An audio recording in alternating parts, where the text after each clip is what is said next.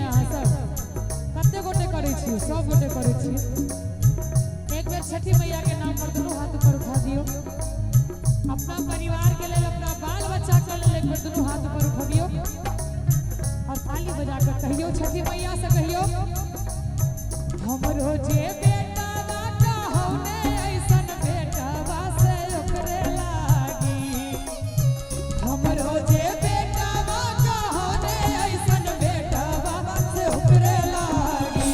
हे करेली छठ बरती या से ओकरे लागी,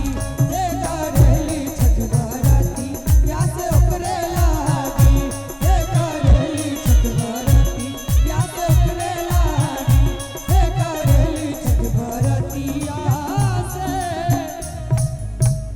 ओकरे लागी। नीक लागल हो।